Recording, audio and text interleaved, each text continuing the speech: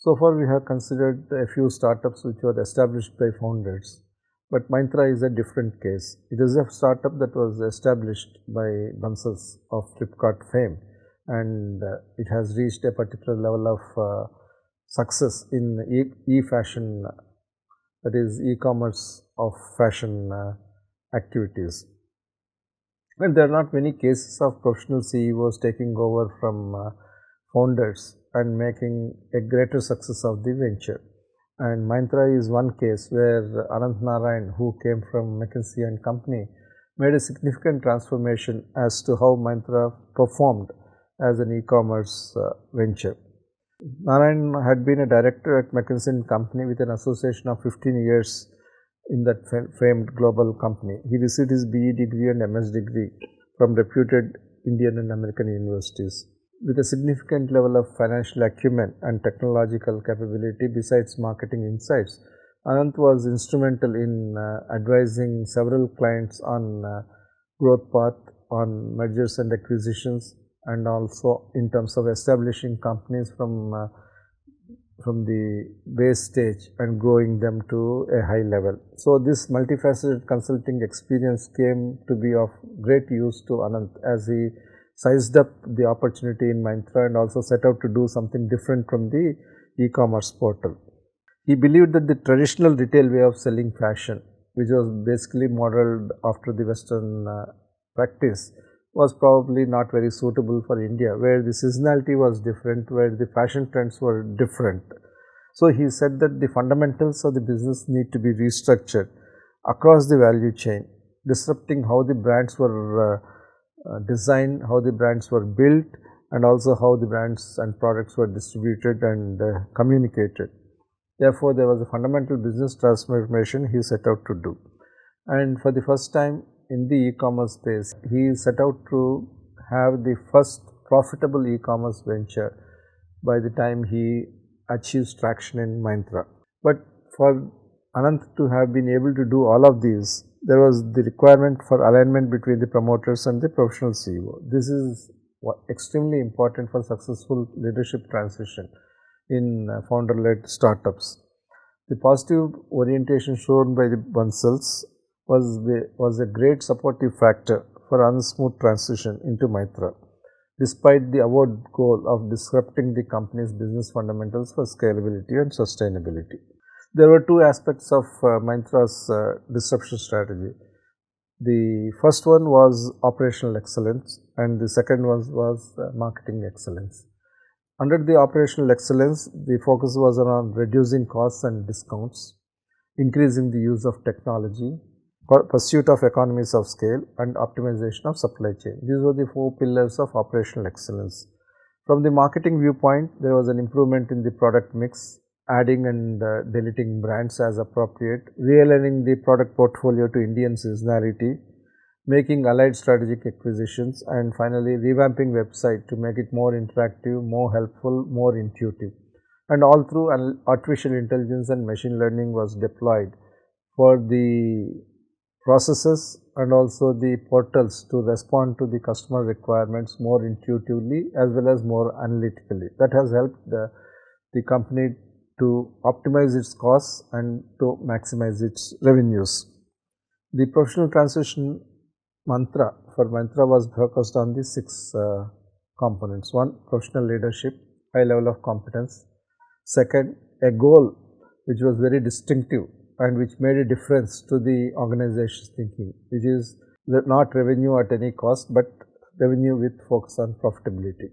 Third, willingness and openness to restructure business fundamentals and making a business case for such restructuring. Early adoption of modern digital technologies such as artificial intelligence and machine learning, and organizing the entire team for higher order growth, and also creating a holistic paradigm for transformation.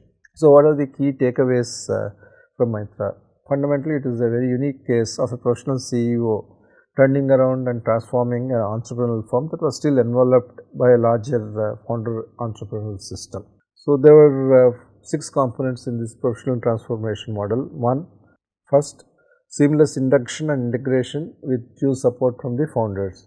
Second was setting up of a higher order mission for high visibility and high level of inspiration, so that the business transformation could be very focused and goal driven. Third, conceptualize and execute novel solutions. Fourth, deploy modern digital technologies. Fifth, build team participation. And finally, and most importantly, an overarching way of combining vision, strategy and execution as the transformation model for the company.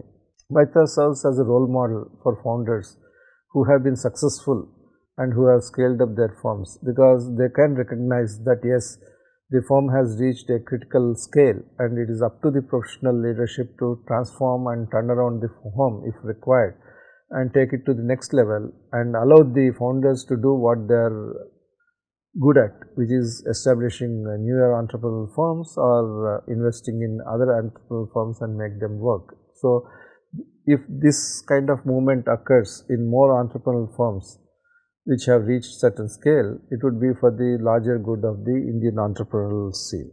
Now, we switch track to Chennai Business School, which I consider it as an educative example of employee entrepreneurship, but of a different hue. Chennai Business School was founded in 2006 by 5 educational entrepreneurs: J.N. Amrolia, Pradipto Mahapatra, K. Krishnan, Mohan Menon and N. Sadasivam. All of them were CXOs in their respective companies, and they continued their professional roles in their firms.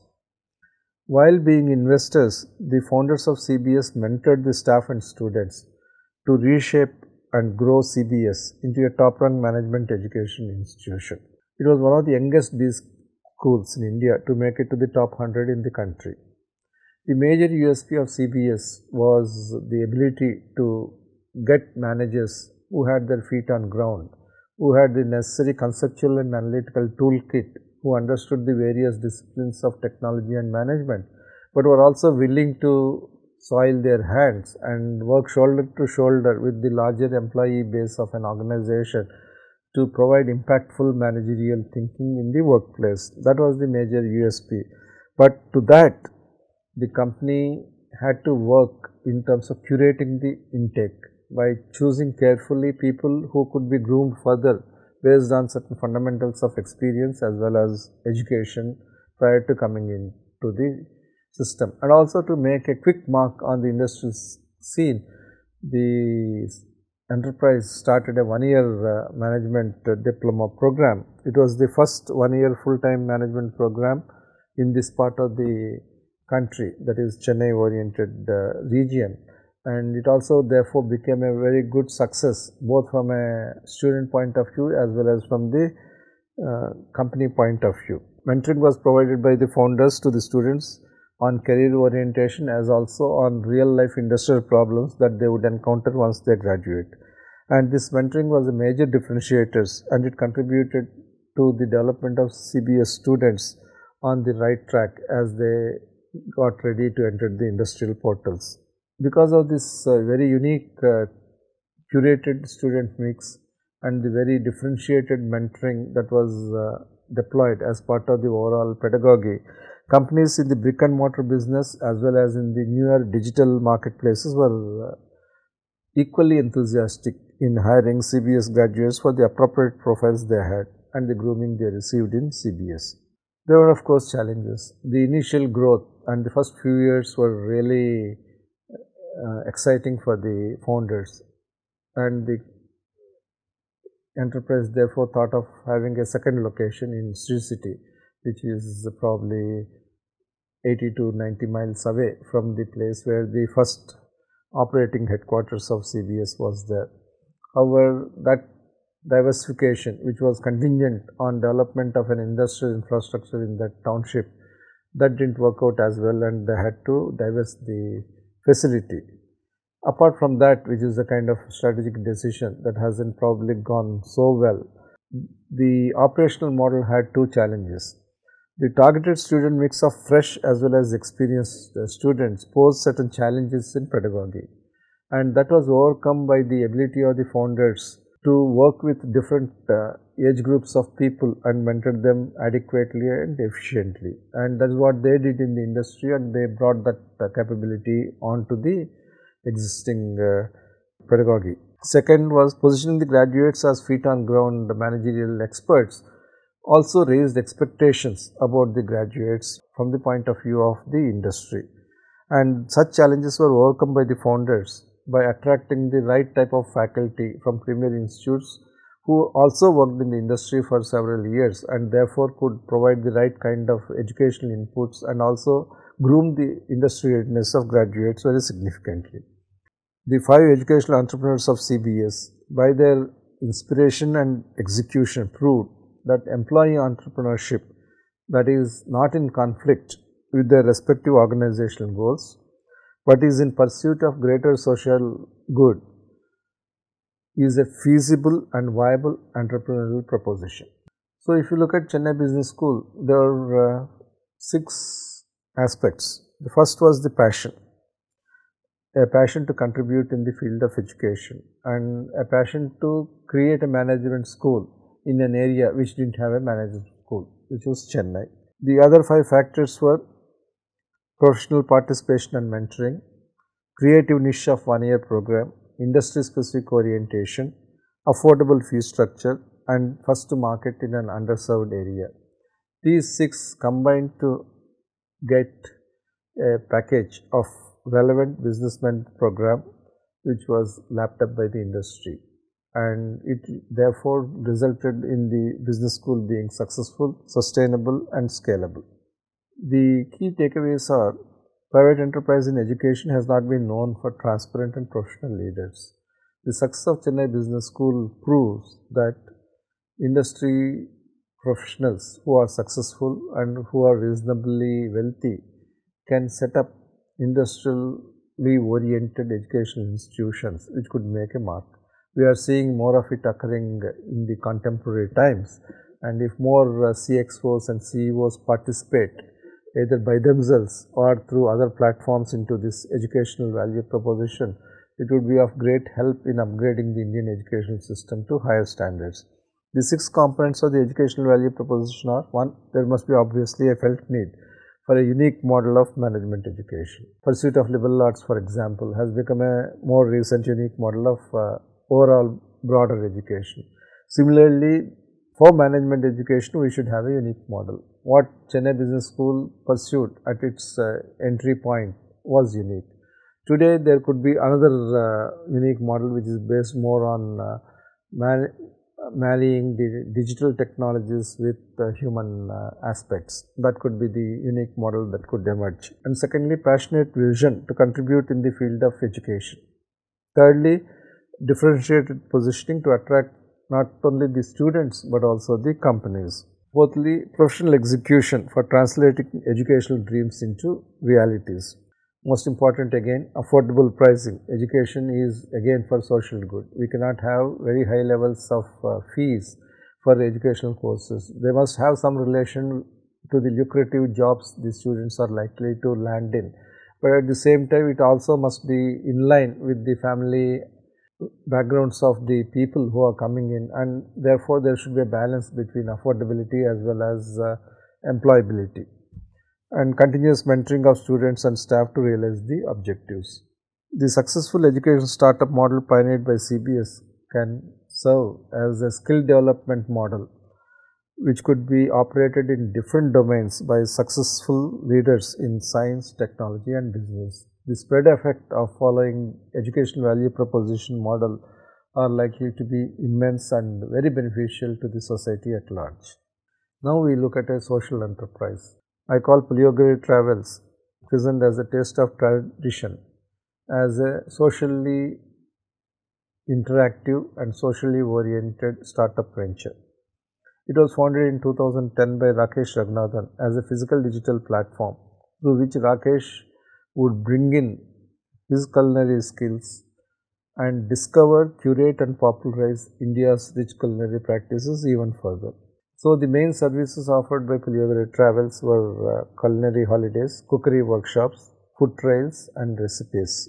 The key focus was on discovering something which was not obvious. So, Rakesh followed a path of moving into the interiors, understanding the traditional ways of doing various culinary recipes and bringing forth that knowledge into the urban setting through custom design and specialty focused workshops. Later on, he started moving into the temple culinary practice area, which are in one sense secretive but highly tasty recipes that were being offered to the devotees, and he started bringing them out for understanding of the kind of culinary architecture that was adopted by the temple priests and the temple cooks to make those kinds of delectable recipes.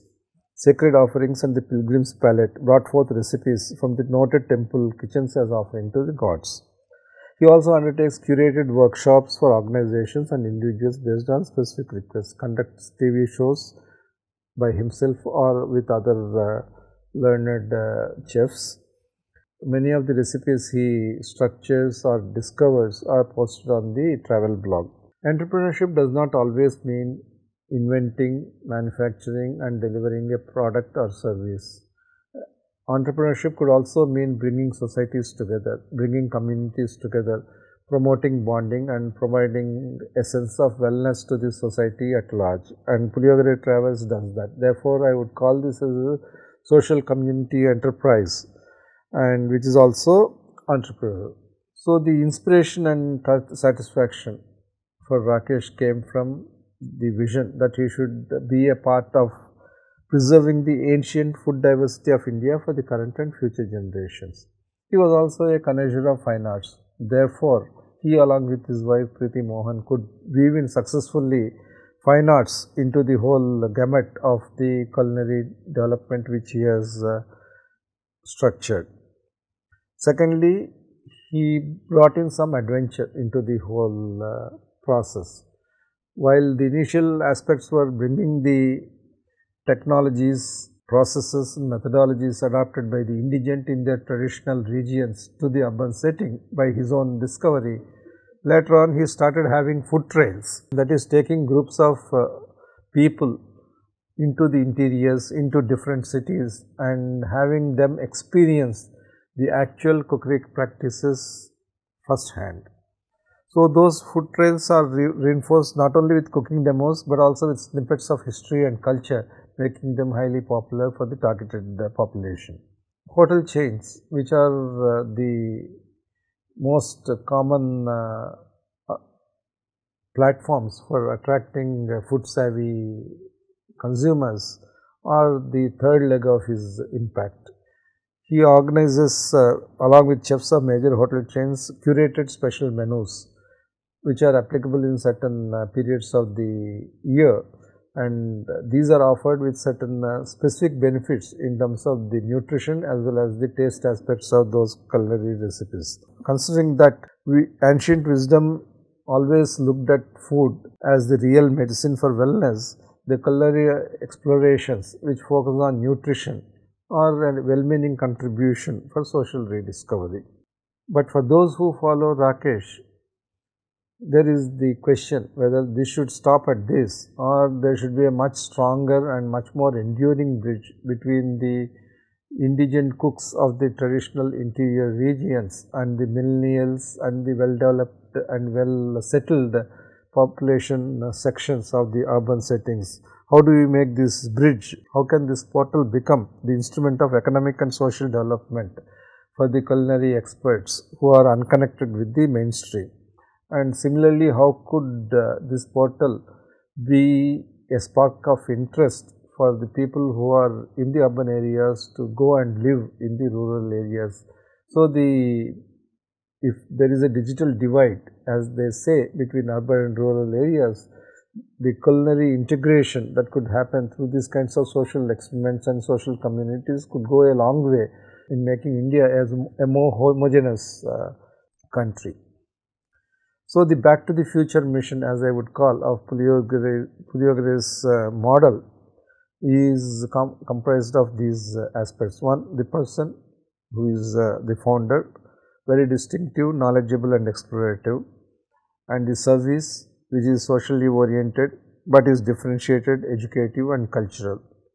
So, on one side we have the well proven culinary practices and wellness wisdom, which are confined to the traditional homes and communities, which are deeply embedded in the interior parts of the nation. On the other side, we have millennials interested in this tradition. There are people and families eager to experiment with the combination of tradition and modernity, and people are also keen to participate in this cultural experience with elders and other family members. So, the platforms which are deployed for this culinary workshops, food trials, culinary holidays and thematic curation are a great means to make this kind of integration feasible. So, what are the key takeaways from Puliore Travels? This is an interesting case study of a one-person mission to discover, preserve and popularize India's culinary traditions. The success points to certain ways in which traditional, social and cultural facets can be turned into popular startup ventures in India. So, social networking and participation model is the one which is supporting these kinds of approaches. One, we need to bridge the cultural gaps, the social gaps. The gaps could occur between urban and rural areas, between the millennial and traditional, between the poor and rich. But everybody has got a common factor. In this case, food has been chosen as the common factor. Music could be another common factor. Joy of nature could be another common factor. So, a startup in this kind of social activities could choose a common factor which could make different segments of the population, different sections of the society come together and bond. Second, the focus here is not on economic returns per se. The focus is more on social goodwill that such a venture generates. It is motivated by a social commitment to a cause, and it also requires a vibrant social media presence and popularization to be able to convey this message of social enterprise to a much larger cross-section of population. To be very effective, this kind of activity should also have certain life-changing plans for indigent skilled people.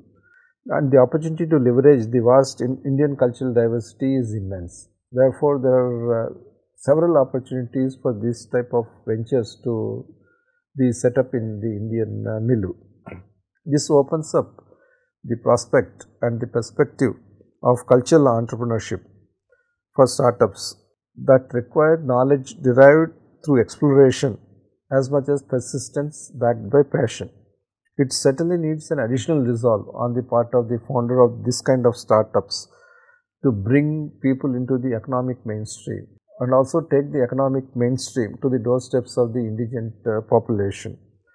Therefore, there is going to be a kind of homogenization of the Indian population through these kinds of social startups, and this is something which more people who are well versed in fine arts and various aspects of Indian culture could think of. We now move to Notion Press. It is a self-publishing company and it has inked its mark, so to speak, in the domain of self-publishing. Two people, Naveen Valsakumar and Bhargav Adepalli, established Notion Press along with their close friend Jana Pillai, who had family-run publishing and distribution experience. The company was set up in 2012. The first seed of thought was established when they wanted to publish a book, and they found that publishing of a book is not an easy task, and publishing houses had a different way of looking at the manuscripts which budding authors provided. It is similar to founders of successful startups initially experiencing certain problems in their activities and then moving on to set up startups that solve those problems. Redbus founders did exactly the same, bus ticketing agglomeration aggregation agency. Practo founders did the same thing for medical services. Notion Press is another example. It is also an example of society having a necessity and it didn't know how to express itself, and an opportunity was provided by the founders. Working from the home for the first year and splitting responsibilities amongst the three of them, Notion Press published 50 books, as many as 50 books in the first year with a revenue of 40 lakhs. 5 years into the business, cash flow and venture capital funded Notion Press now has a 60-member team and has seen revenues swell to 10 crores, and current revenues are significantly higher.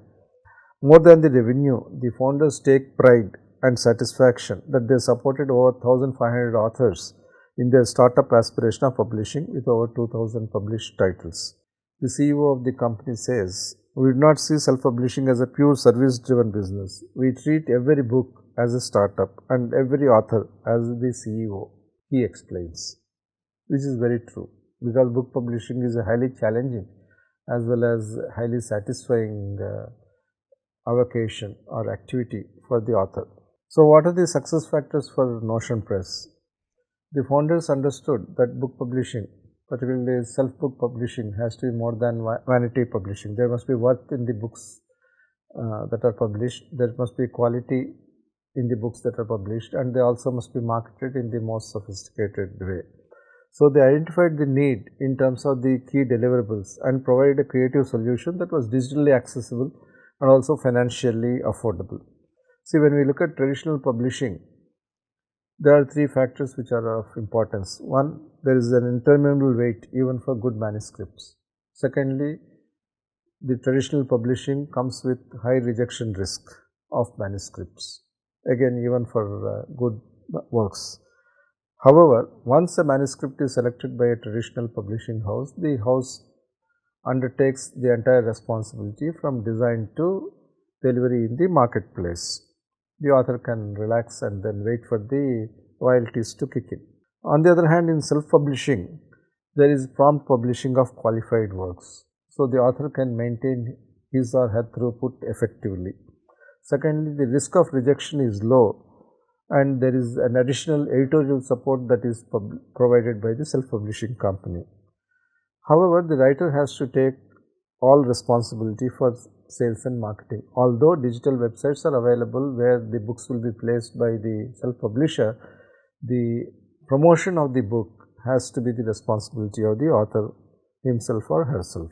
So, from the point of view of author support and digital access, self-publishing provides a few things which normal publishing does not provide. One, editorial support to budding authors, which could move from copy editing to substantive editing.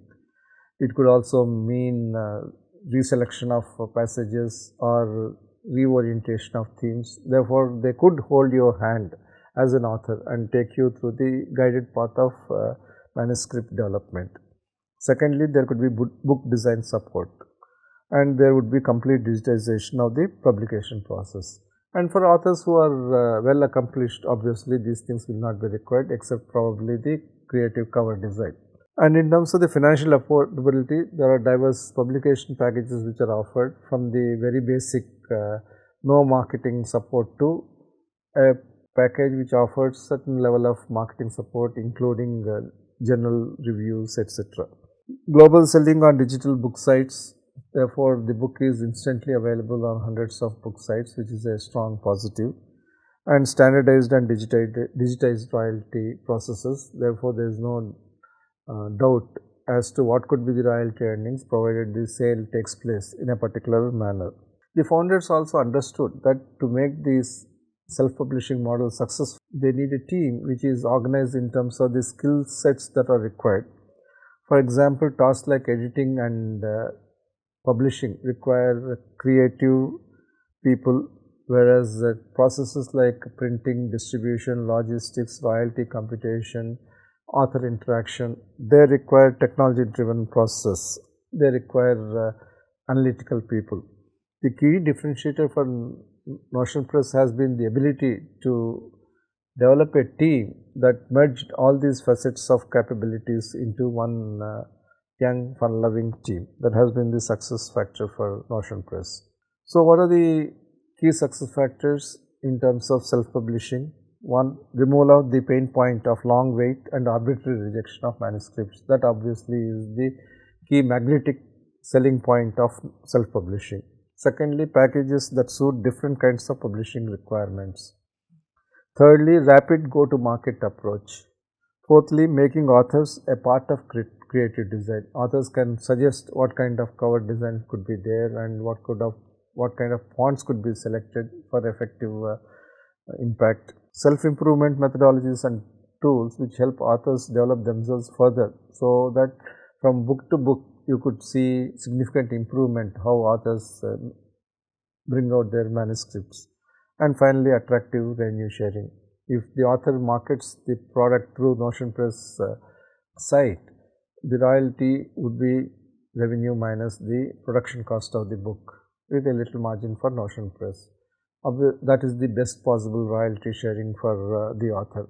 But if the author prefers to get it marketed through the digital websites such as Amazon or Flipkart, the royalties available would be a bit lower and the discount factors also would be different. So, the revenue sharing models vary, and the way the author is able to promote the product would also have the beneficial result in terms of the kind of site through which the book is actually sold and therefore the royalty level earned. The takeaways from Notion Press are as follows. One, it is a customer empowerment model.